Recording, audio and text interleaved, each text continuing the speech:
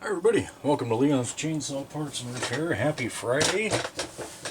Boy, what a crazy time in the world. Cannot see the news without either seeing politics, coronavirus, or... yeah, well, that's damn near about it. So, like I say, it's Friday night. I'll try to keep everything in frame here. Maybe I'll zoom back just a smidge. There we go. I'm going to give you guys something else to watch for at least a few minutes. We're looking at Mike's SDC-74 carburetor from... actually, I can't remember now if it was a Super 1050 or Super 1130G. I think it was a Super 1050. Anyway, this is that late model carb that they started using, and they even had a kit to allow you to convert the earlier ones to a SDC, carburetor. So, what ended up happening is you ended up replacing your old intake elbow with this guy. You leave the reed cage, the 6 reed cage in there, and then get this unscrewed.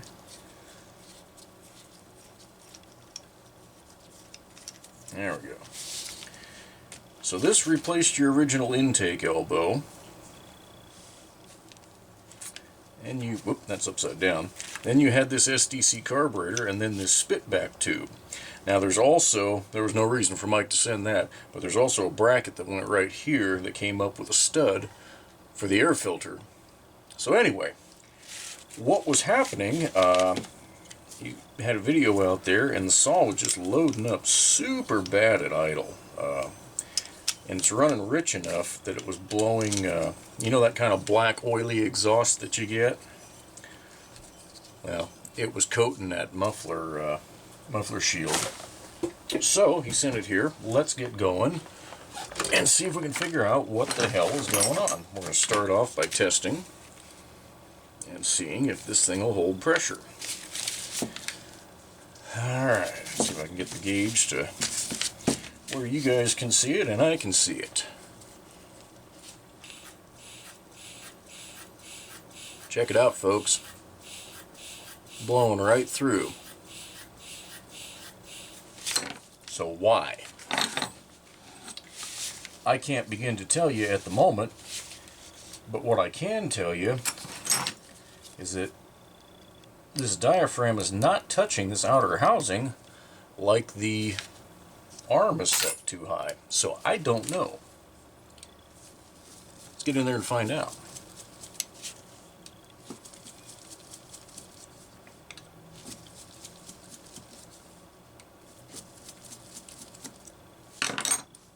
Had a number of guys last couple 3 weeks ask me again about the testers.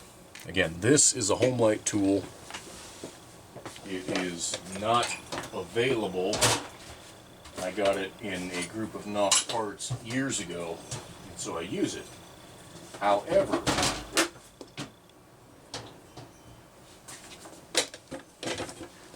what is available, zoom this out real quick, is the Mighty Vac MV8500. There, finally got it in frame. That's the one that's got the metal body that will do vacuum, that will do pressure.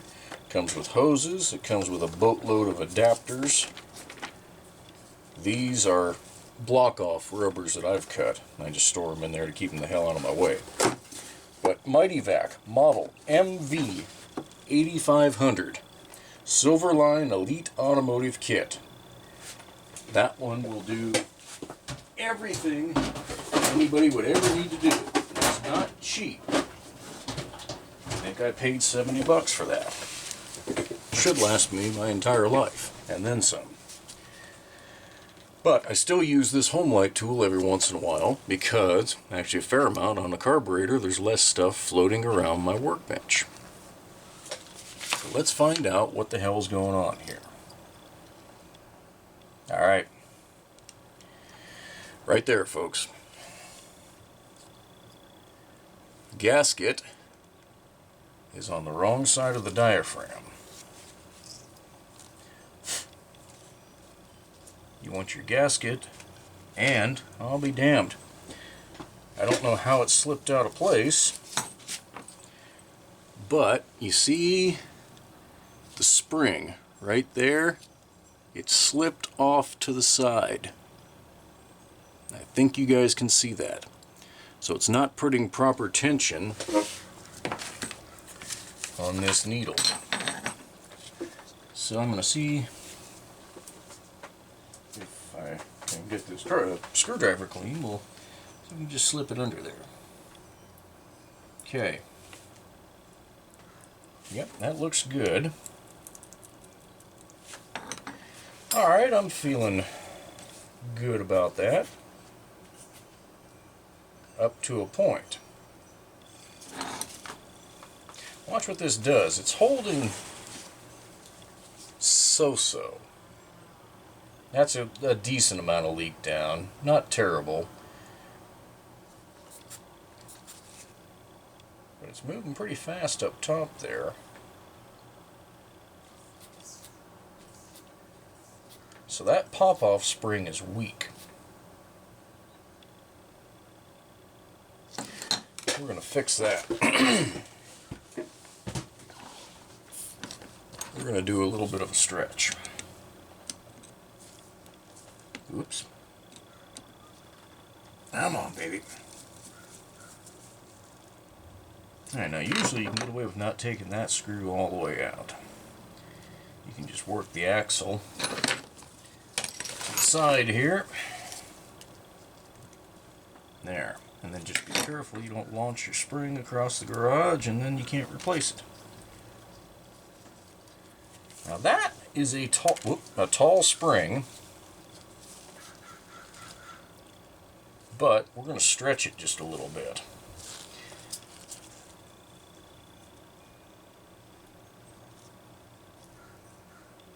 You want to go slow on this, because I'll be damned if you want to go too far. You make a real mess. And this stuff gives. Alright. You should be able to see in the middle there, those coils got a little bit wider. We're going to start with that. It doesn't take much. Well, I've got that loose though. Let's check out this needle. Make sure it looks good.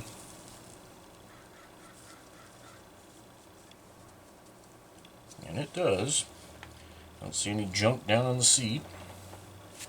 So, let's put this bad boy back together and we'll see if we have our issue taken care of. One bad thing about these gloves, they're just regular blue mechanics gloves, the 5mm I think, but you lose some sensitivity. Plus side is my hands aren't going to smell like gasoline all night long. Nothing like curling up, arm under the pillow and, oh man, I smell gasoline. Or diesel. God forbid it's diesel. Alright. Let's test that and see if we can get a little higher pressure in here before that thing pops off.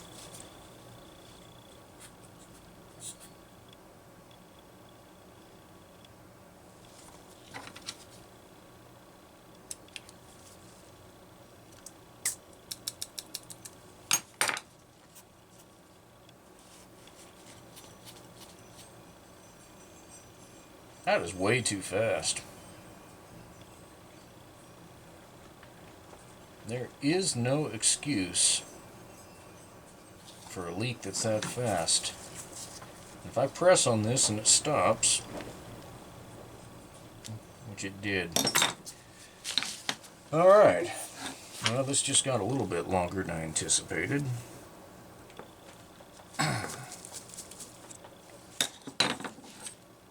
Since Mike went to all the trouble of shipping it here, we're not going to risk it. Just going back with a bum needle. I don't see anything wrong with that, other than the tip is silver. I'm going to give this spring a little more stretch. Not a hell of a lot more, but a little bit. Okay. let me dig through the Walbro drawer here and get another needle.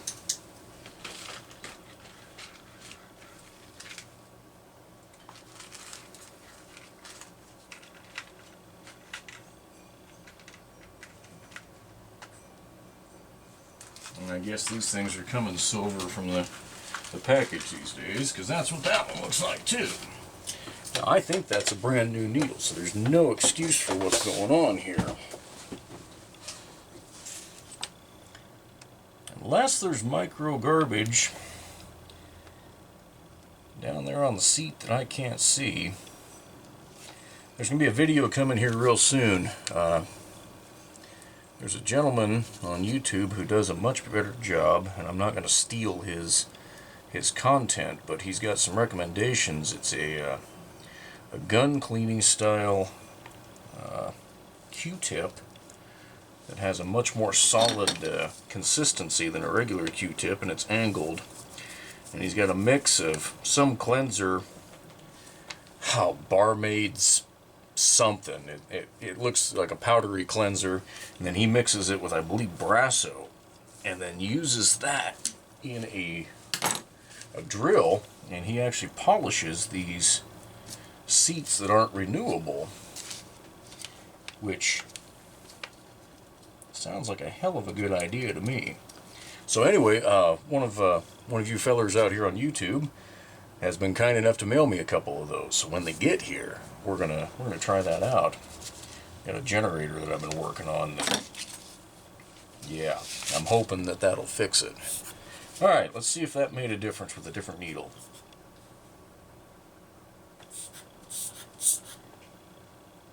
Man, this is one persnickety son of a gun.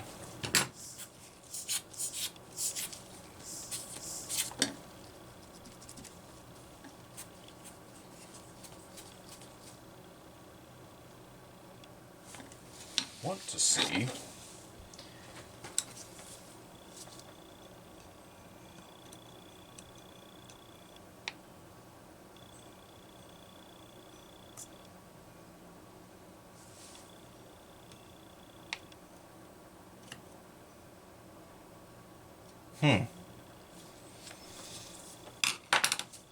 Well, that's interesting. Real interesting. All right. Where the hell? God, the bench isn't even that big of a mess, and I can't find what I'm looking for. Just want my little dropper to put some fuel in there.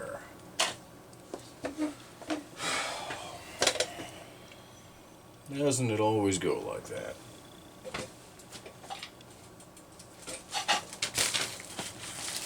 Now, here we go.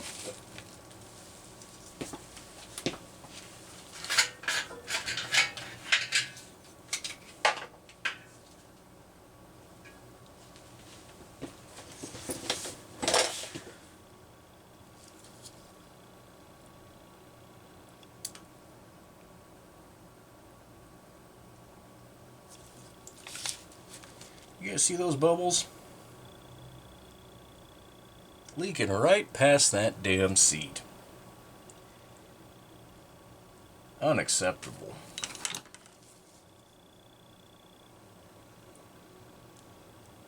And with more pressure it stops. That's cute. Real cute.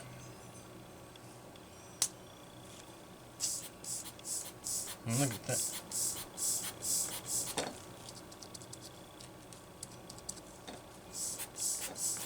Well, hell, the thing's not even... Wow. Okay. I'm going to say that at some point fuel dried up in there, and there's remnants of it. So, we're going to cut the camera. I'm going to do a little cleanup. I don't know yet what it's going to take, but I'll come back and let you guys know. Okay, we may have this. See if I can get that gauge. Nope, it's just not going to cooperate. Alright, you guys can sort of see it. I'm going to try to do little bursts here. Kind of simulating what an engine pulse would do. See, it's got a little leak still, not a lot.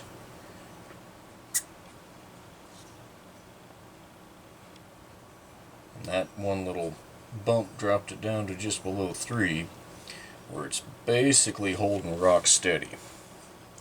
So I think we're good. I cleaned that seat as good as I possibly could.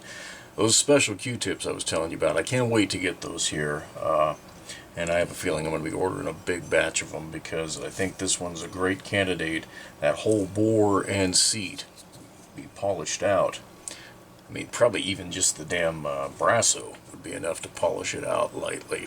I mean, you're not going hard at it, you're just breaking through whatever garbage is there.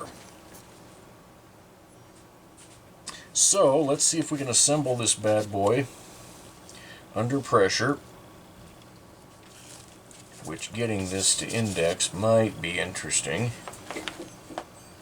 I can't see what the hell I'm doing. Yeah, we didn't lose much. I heard a little hiss as I was setting it into the forks. First good test. Ah, look at that. Right down to 0. Alright, so I do have something.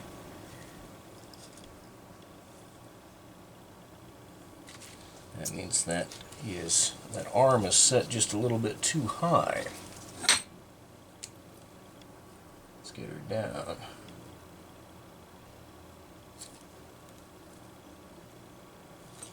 Let's see if that does any better.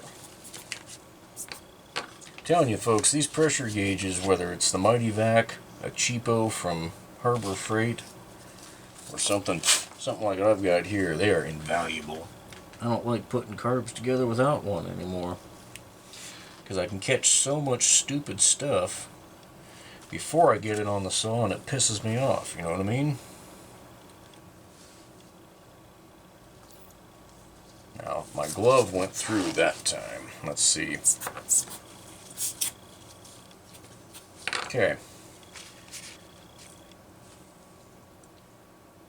That's more than I care for initially. This thing's been that way all along. On the get above 9 and it's got some decent leak, and by the time it goes between 9 and 6 it tends to slow right down. I've stretched that spring as much as I dare. I don't want to make it too difficult for the engine to actuate it. Those saws have a ton of compression. The reality is your fuel tank shouldn't be building much pressure anyway. If your saw's running hot enough to pressurize it a lot, probably ought to figure out why the hell your saw is running hot. Alright, we're on the last screw here.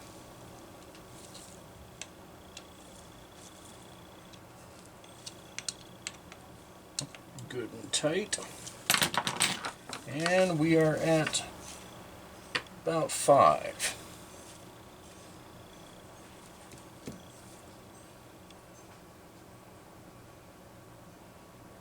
I'm pretty happy with that.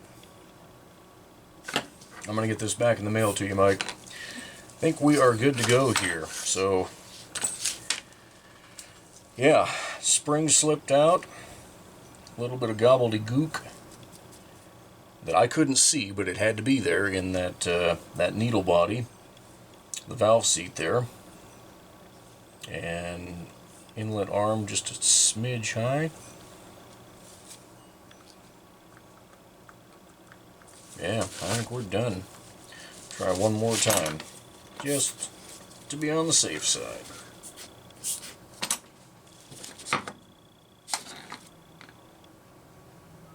Little movement off of 9. Help it along.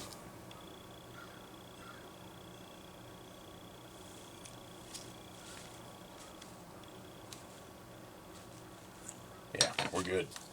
Alright. This will be heading out, with any luck, in tomorrow's mail.